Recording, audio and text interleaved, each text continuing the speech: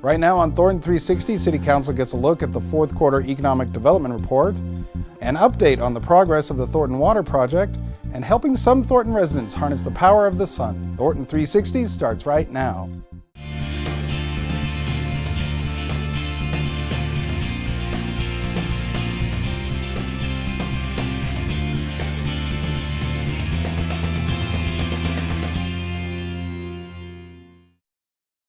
Hello and welcome to Thornton360. I'm Todd Barnes, and we begin with the latest from City Council. In a light meeting, Council heard the presentation of the fourth quarter economic development report. 2017 was a very good year for us in economic development. As you can see, we had good prospect activity, 6 new primary employers, lots of square footage taken, and over 300 jobs created. In addition, the Amazon facility, which is going to represent over 1,500 jobs. Also, strong interest continues in new flex industrial space. We're talking to developers who are looking at sorely needed spec space so we can put companies that we speak with into a facility in Thornton. We don't have many of them right now. Also, from a retention standpoint, we visited with all our primary employers last year just to say, how you doing? What do you need? From a kind of a broader perspective, we continue to work on policy issues that are important to growing our economy. And we also continue to build relationships with the real estate community that makes development in our community and places for employers to land possible. Council also recognized Gary Jacobson for his 26 years of service as an attorney for the city. This city always was and always has been a growing and dynamic city, and that's a challenge to the city attorney's office. The breadth of issues that we have to deal with through our office was really amazing, and I had to learn that, and I was still learning after 26 years. Many a time, Margaret and I would sit around and say, well, here's another issue that we've got to figure out, because they came and they kept coming. The other aspect was that the people that I worked with here at the city, I can't say enough about.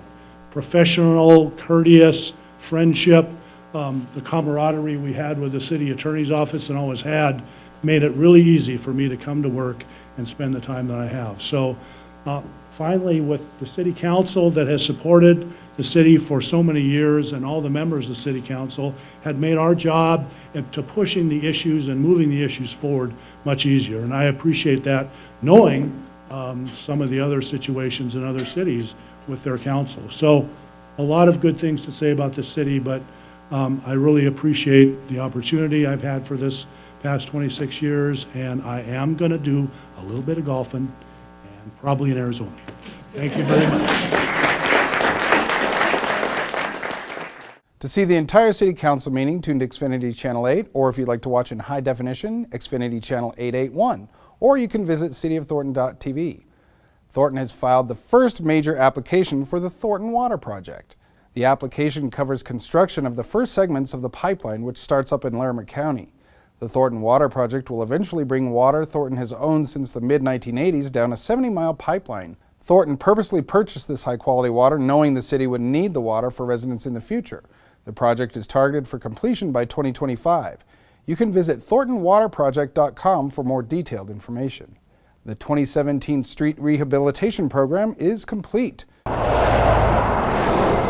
The work resulted in 23 lane miles paved, 260 lane miles crack sealed, and another 23 lane miles rejuvenated, meaning an application that extends the service life of the asphalt. Here's a look at the 2017 Thornton Assistance Funds program. The funds helped more than 9,500 Thornton residents with food, housing, medical issues, or human service needs. This program also awarded almost $80,000 in grants to 36 nonprofit organizations that served over 42,000 Thornton residents in 2017. The City of Thornton is helping some income-qualifying residents convert their homes to solar. It helps lower energy usage and energy costs. We know that electricity bills are going up. So one of the things that we can help do is say, here's a way that we can help maintain affordable housing in a new and kind of inventive way. Oh yeah, this is great. I heard about it in the Thornton newsletter and contacted Grid Alternatives. and we had an informational meeting where they talked to us about solar energy and the solar panels and the installation, and then we filled out the paperwork, the application. I'm happy to see the project finally come forward, so we're excited to finally have the panels installed.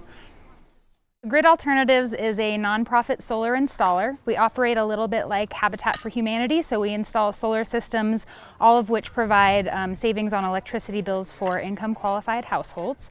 One of the things that the City of Thornton did was partner with them to provide community development block grant or federal funding to help cover the cost of installing and paying for the equipment so that there is no cost to the homeowner to have solar installation. The main reason was for the environment. Solar energy being greener and renewable energy source, and secondly also for the lower cost of the electric bill. The program targets people who are already in an existing home and finds a way to make what is becoming or potentially becoming unaffordable to them a way to help offset those costs.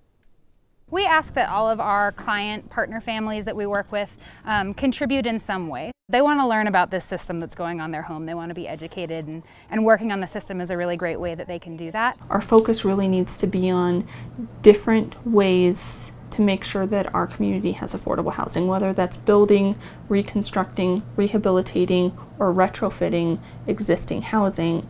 This is one of the ways that we do that. Just wanted to say a big thank you to the city and to the sponsors of the program. We're excited to have the solar panels on our roof and hope that it continues, that other neighbors can also reach out and add solar energy to their houses. The Thornton Teen Center has started a new program that keeps local kids energized in between the end of school and dinner time. Right now we're going to pick up our 4th week worth of snacks. I'm so glad that, we get to do this. Hi, I'm Vivian McVeigh. I'm a building supervisor here at the Thornton Community Center. And January 2nd, we started a snack program for our kids in the Teen Center. We work with those kids on a regular basis. They come in after school on the weekends, and I know they're not getting snacks or anything, not much to eat at home after school, so we applied and were accepted to have these snack packs for the kids after school. Make sure there's 5 boxes, 20 in each box, and then milks. I get to go through the fresh food line over at the food bank so I can pick up apples, oranges, bananas. If I know it's one of the kids' birthdays, I'll try and pick up a cake. I'll take this.